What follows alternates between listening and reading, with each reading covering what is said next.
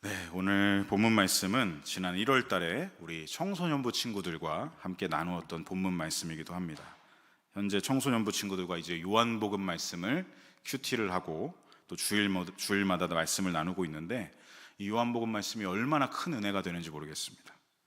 제가 토요일 새벽에 누가복음 말씀을 전하고 있지만 누가복음과 요한복음이 서로 복음서이기 때문에 맥이 통하는 부분이 있습니다. 그런 부분들을 발견하면서 하나님이 주시는 그 깊은 은혜들을 경험하게 됩니다. 우리 영일 성도님들도 사복음서 말씀을 시간 나실 때 우리가 그냥 쭉 한번 일독하고 마는 게 아니라 깊이 한 구절 한 구절 깊이 묵상하시면서 나아가시면 예수님의 복음이 오늘 내 삶을 움직이는, 내 마음을 움직이는, 내 마음을 감동하는 역사가 있으실 것이라 믿습니다. 자, 우리 여러분 이제 말씀을 들어가기 앞서서 질문을 드려봅니다. 여러분 살아가면서 문제들 많이 겪어보셨습니까? 여러 가지 크고 작은 문제들 많이 겪어보셨죠? 그 문제들 가운데 내가 노력하고 최선을 다해서 스스로 해결할 수 있는 문제도 있습니다. 그리고 내가 혼자 안 돼서 누군가와 팀을 이루어서 협력을 해서 동역해서 풀어갈 수 있는 문제도 있습니다. 그런데 또 하나의 분명한 사실이 무엇이냐면, 우리가 어떻게 해도 해결할 수 없는 문제가 인생 가운데 찾아온다는 것이죠. 우리가 아무리 몸부림을 쳐도 내가 해결할 수준을 넘어가 버린 문제, 내가 가진 한계 이상으로 닥쳐오는 문제들이 있다는 것입니다. 그럴 때 우리는 도대체 어떻게 해야 할까요? 오늘 본문에 보면 도저히 우리가 풀 수 없는 이슈, 여러 문제들을 풀어주시는 한 분을 만나게 됩니다. 누구시죠? 예수 그리스도, 예수님이십니다. 오늘 본문에서 예수님은 많은 기적을 보여주십니다. 첫 번째 기적은 무엇이었냐면, 오늘 본문 말씀 2절을 보시면, 우리 2절 말씀 함께 읽어보겠습니다. 큰 무리가 따르니, 아멘. 자, 예수님이 이곳저곳을 다니시며 병자들을 고치셨다, 사람들을 고쳐주셨다라고 합니다.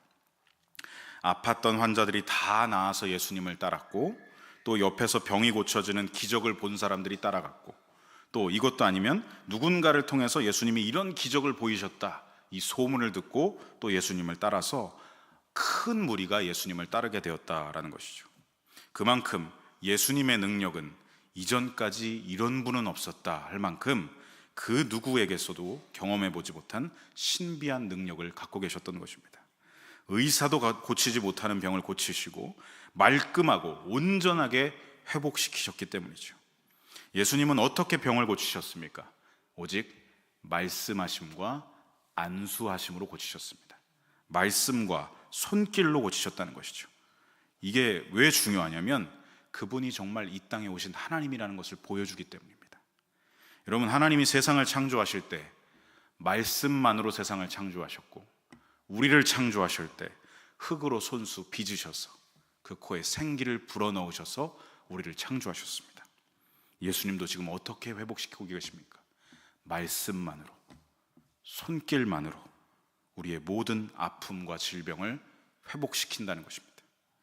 여러분 어떠십니까? 질병의 문제들, 예수님 당시로부터 2000년이 지금 지났습니다. 지금 현대의학이 정말 많이 발전을 했죠.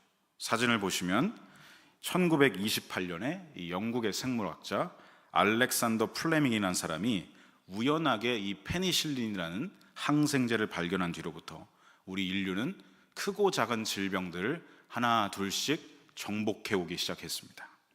하지만 여전히 다음 사진을 보시면요, 인류가 정복하지 못한 질병은 여전히 많습니다. 대표적으로 암과 에이즈는 우리가 아직까지 정복하지 못한 질병입니다. 게다가 지금 또 다음 사진을 보시면 기후변화로 인해서 남극의 빙하가 녹으면서 고대에 활동했던 생물의 사체들이 드러나고 있다고 합니다. 그런데 문제가 뭐냐?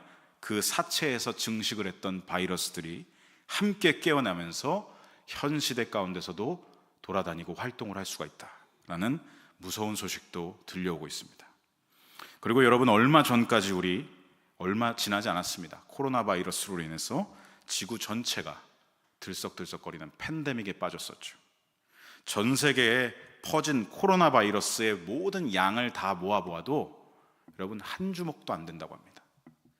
그 조그만 녀석 때문에 우리가 얼마나 고생을 하고 얼마나 어려움의 시간을 많이 보내야 했습니까?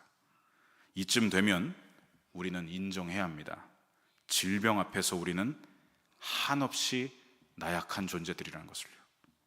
그러므로 오늘 본문 말씀에서 예수님이 모든 질병의 힘을 무력화시키셨다, 병든 자들을 고치셨다, 일으키셨다, 회복시키셨다는 이 말씀은 우리에게 엄청난 소망을 주는 것입니다.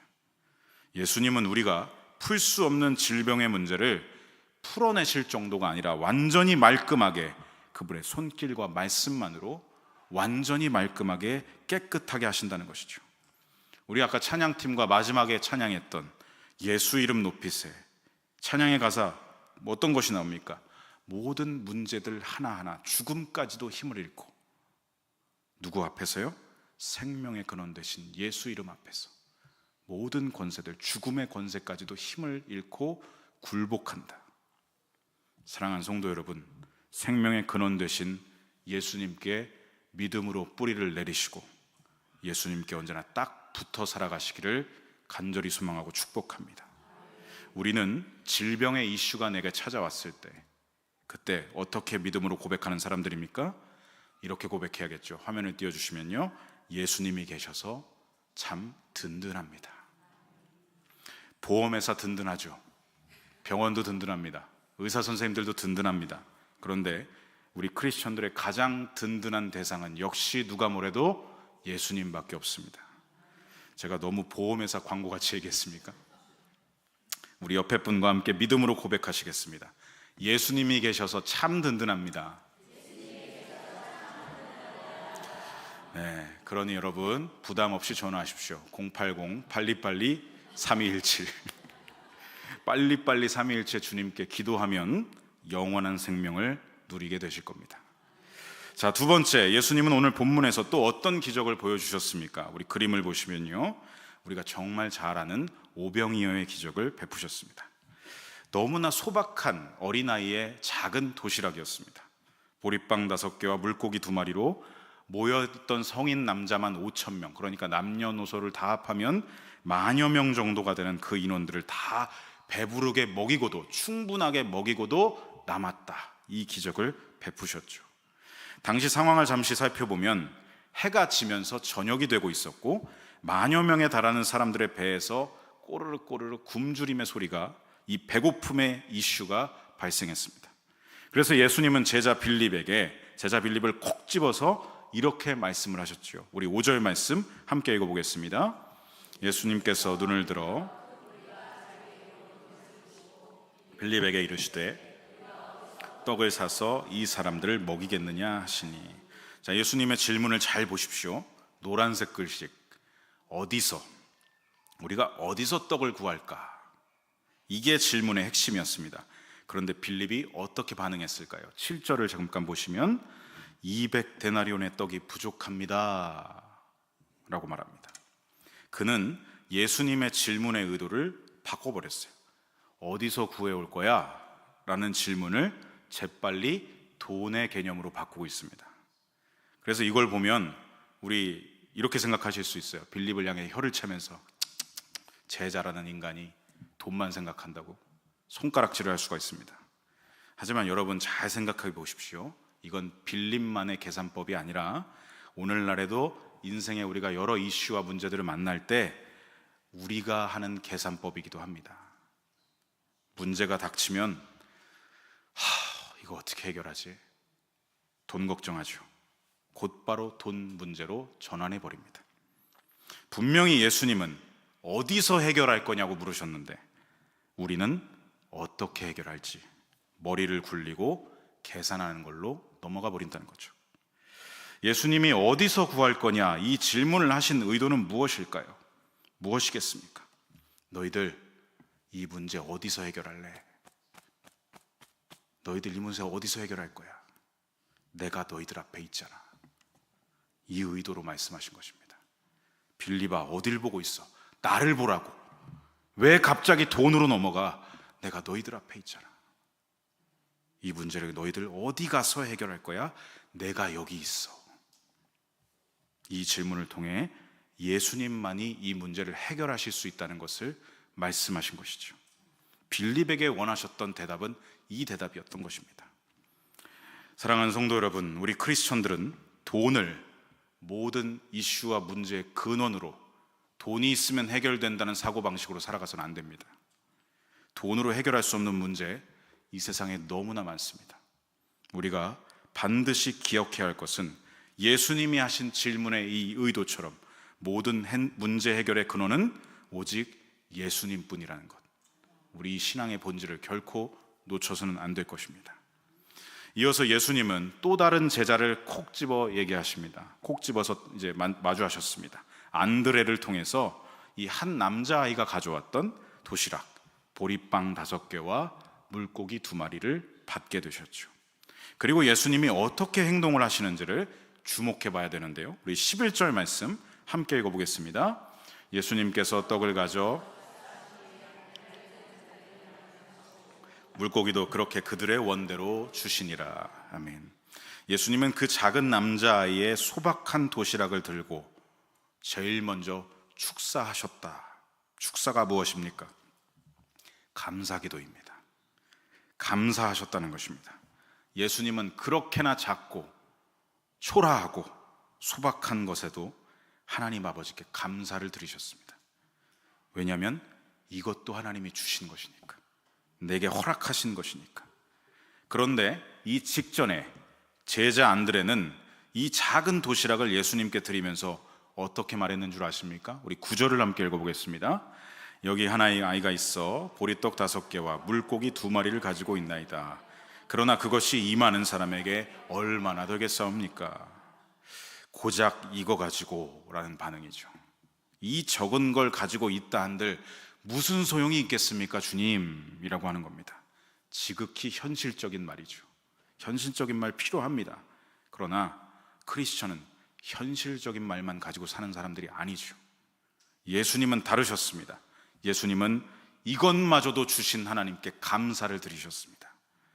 그 예수님은 크리스천들이 필요의 문제들, 이슈를 만날 때 어떤 태도를 가져야 하는가 우리에게 본을 보여주고 계신 것입니다.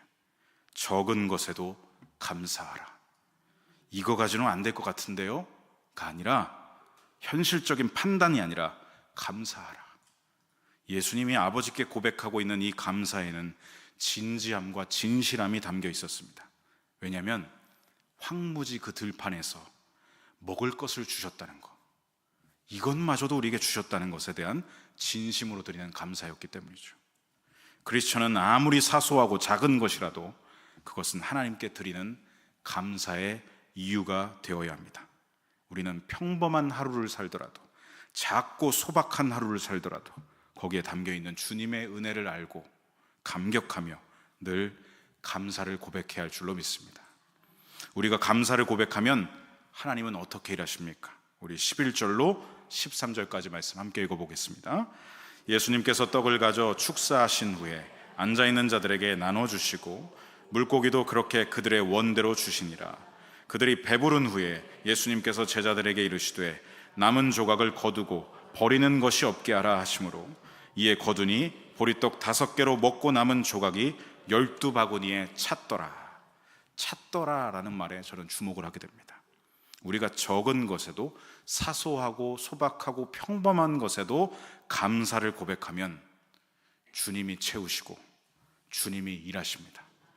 주님이 우리 삶에 풍성하게 일하시는 것을, 우리의 필요를 채워주시는데 어떻게 하신다고요? 넉넉하게, 부족함 없이, enough, 충분하게 후히 채워주신다고 하십니다. 가득 찼더라, 이 말씀을 기억하시고 고작 이거 가지고 라는 태도가 아니라 적은 것에도 감사하며 나아가는 저와 여러분 되어야 할 줄로 믿습니다. 자, 다음 세 번째, 오늘 본문에 기록된 세 번째 기적입니다. 이 오병이어의 이적 사건 때문에 15절에 보니까 수많은 사람들이 예수님께 몰려왔다라고 기록되어 있습니다. 왜냐하면 우리의 굶주림을 해결하셨으니까. 저분을 우리의 정치적 영웅으로, 우리 기호 1번으로 모시고 왕으로 삼자, 임금님으로 모시자라고 시도를 했던 것이죠. 예수님은 사람들의 이 잘못된 의도를 파악하시고 혼자 조용히 산으로 떠나가셨습니다. 왜냐하면 이건 하나님의 뜻이 아니기 때문이죠. 그리고 16절, 날이 저물었고 제자들은 홀로 떠나가신 예수님을 찾아 나서게 됩니다. 17절에 보니 제자들이 배를 띄워 갈릴리 바다를 건너가는데, 그런데 18절에 보니까 갑자기 세찬 바람이 불어와서 물살이 순식간에 거세지고 말았습니다. 그리고 19절 상반절에 보니까 이 집채만한 큰 풍랑이 불어닥쳐오는 그 갈릴리에서 제자들은 무려 10여리를 나아갔다라고 기록하고 있습니다. 10여리면 약 4km입니다. 여러분, 길에서 4km는 별로 길어 보이지 않죠. 그런데 바닷길에서 4km를 갔다는 건 굉장히 많이 나아간 겁니다. 그것도 잔잔한 바닷길이 아니라 집채만한 파도가 막 치는 그 풍랑길을 4km나 나아갔다. 아마 그 제자들 중에는 배를 많이 몰아본 사람들 4사람이 있었죠. 베드로, 야고보, 요한, 안드레. 물고기 잡느라 아주 잔뼈가 굵은 사람들, 항해라면 도 같은 사람들이 있었기 때문에 그 제자들 때문에 이런 큰 풍랑 이슈 속에서도 정말 있는 힘껏 힘을 다해서 최선을 다해 노를 저어서 4km나 나아갔다는 것이죠. 집어삼킬 듯 덤벼드는 파도를 거슬러서 노의 힘에 의지한 채 항해를 해 나아갔다는 것입니다. 그들은 정말 이를 악물고 최선을 다했습니다. 그런데 딱 거기까지였습니다. 그들이 최선을 다한다고 한들 그 배에 몰아닥친 풍랑 이슈는 자자들 생각을 하지 않습니다. 더 거세졌습니다. 그들은 포기한 것도 아니고 12명이 함께 팀을 이뤄서 협업을 하면서 최선을 다해 이 문제를 뚫으려고 했는데 오히려 더욱 그 문제가 거세게 나에게 몰아닥쳐 온다라는 거죠. 여기서 우리는 무엇을 깨달을 수 있습니까? 인간이 아무리 재주와 능력이 뛰어나고 함께 협업을 하고 그 팀 안에 경험이 있는 사람들, 노하우와 잔뼈가 굵은 사람들이 있어도 그럼에도 잦아들지 않는 문제가 있다. 문제의 근원 자체를 해결할 수 없는 그런 문제 앞에서 우리가 가진 한계는 반드시 드러난다는 것이죠. 게을렀던 것도 아니고 자포자기했던 것도 아니고 이 12사람은 정말 이를 악물고 노를 졌습니다. 그래서 4km나 간 겁니다. 야, 그래도 우리 4km나 움직였어. 우리 할 수 있어. 그러나 그럴수록 더 파도는 거세게 몰아쳐서 그들을 무력화시키고 있었습니다. 아무리 최선을 다해도 해결할 수 없었던 그 문제, 한계에 부딪히는 그 일 앞에 바로 그때 누가 나타나십니까? 예수님이 나타나십니다. 우리 19절로 21절 말씀 함께 읽어보겠습니다. 제자들이 노를 저어 10여리쯤 가다가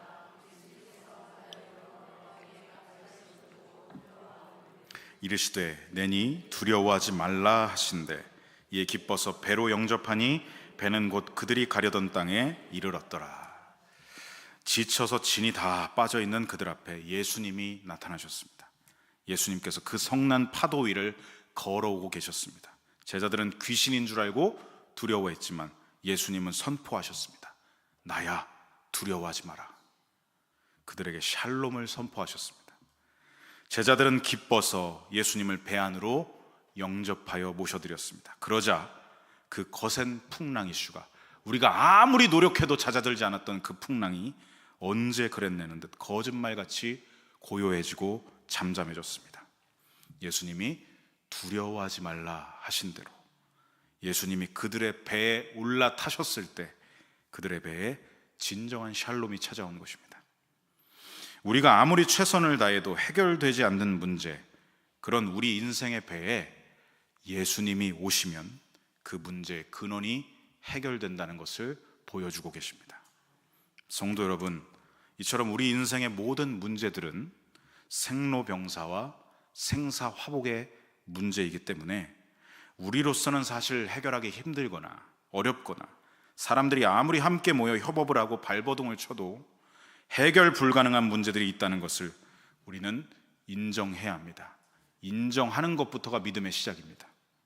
우리는 당장 내일이 나에게 있을지 한치도 알 수 없습니다. 우리는 내 심장에게 명령하고 있지 않습니다. 너 내일도 뛰어야 돼? 자동적으로 뛰고 있습니다. 주님의 은혜죠. 모든 사람이 동일합니다. 돈을 가졌든 없든, 명예를 가졌든 없든, 모든 사람이 한 치 앞도 알 수가 없습니다. 그러나 예수님을 인생의 주인으로 모신 우리 크리스천들은 인생에 갑자기 찾아온 문제와 위기 속에서, 이슈 속에서 세상 사람들과는 다른 길, 다른 행보를 가야 하지 않겠습니까? 세상 사람들은 가난의 이슈, 질병의 이슈, 허무함과 방황과 분노의 이슈, 슬픔의 이슈, 절망의 이슈, 그 문제 때문에 오랫동안 방황을 합니다. 왜 그렇겠습니까? 그들은 의지할 곳이 없기 때문이죠. 기댈 곳이 없기 때문입니다. 그러나 우리는 다릅니다.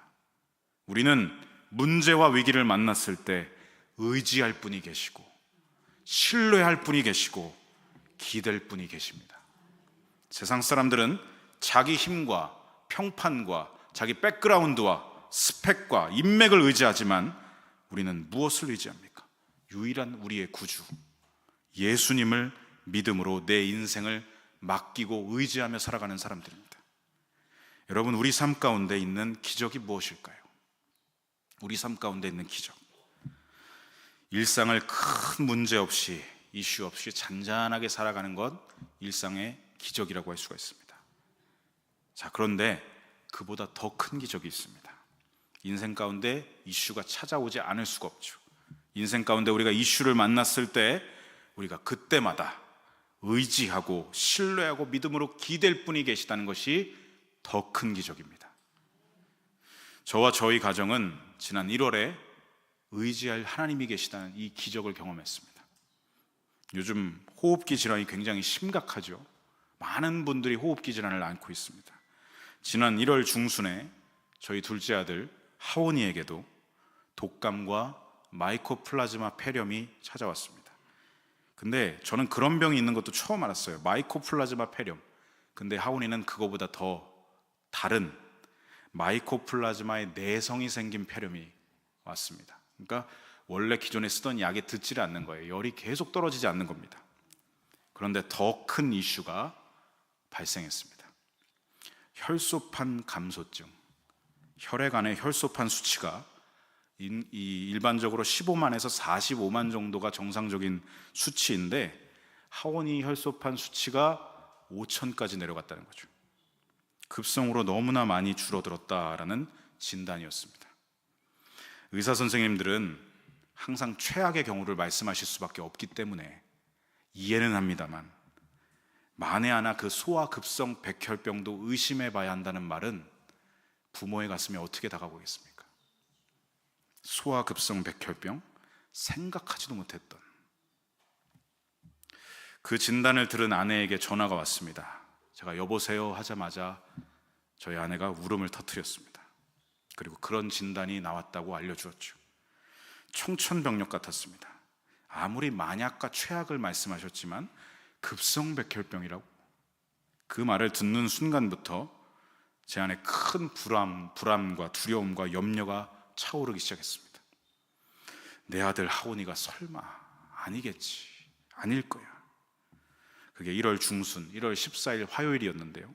그 진단을 받았고, 제가 사역을 하고 있으니 하온이 곁에 있을 수가 없으니까 아내가 이틀 연속으로 화요일, 수요일을 하온이 곁을 지킬 수밖에 없었습니다. 그리고 그 주간 목요일이 되었을 때 제가 이제 사역을 다 마치고 저녁에 뒤에 기도회도 없고 일정이 없었기 때문에 아내와 교대를 하기 위해서 강남 세브란스에 가서 이제 아내와 교대를 하고 하온이 곁에 제가 남게 되었습니다.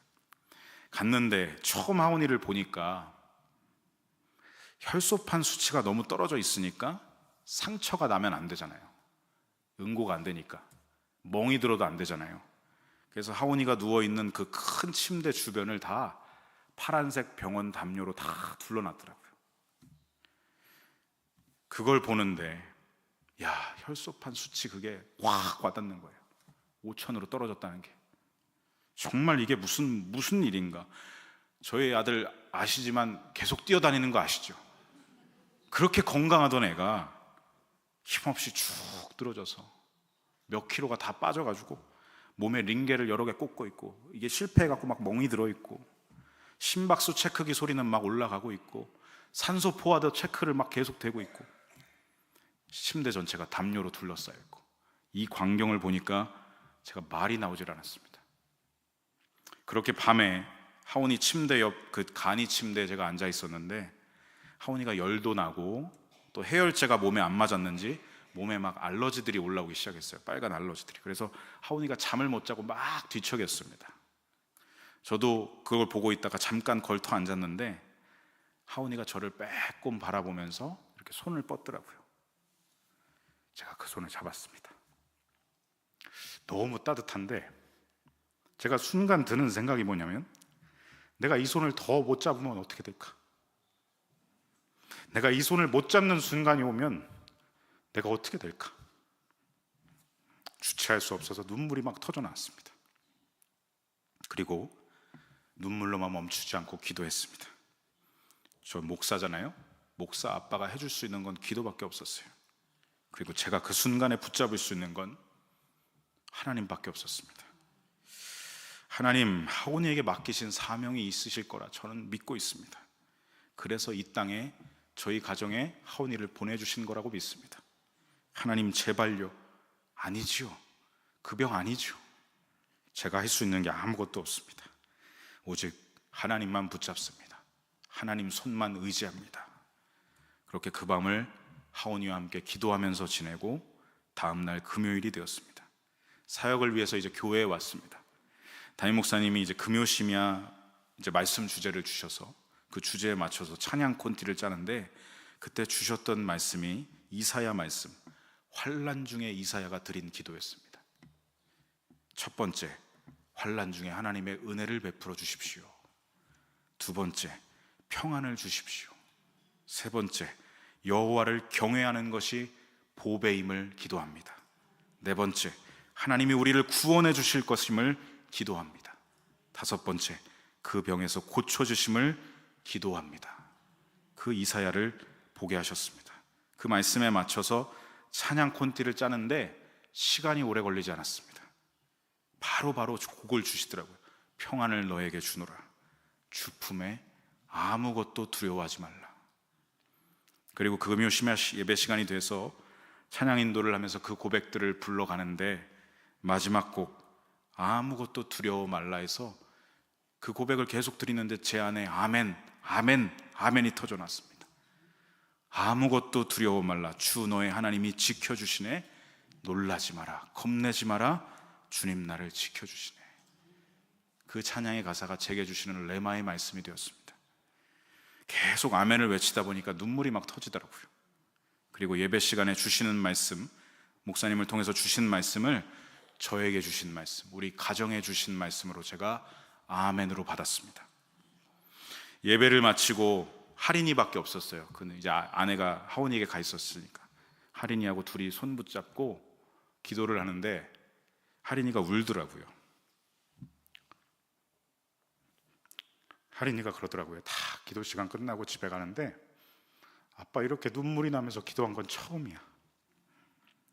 동생을 생각하니까 막 눈물이 난다고 기도를 했다고 얘기를 하더라고요.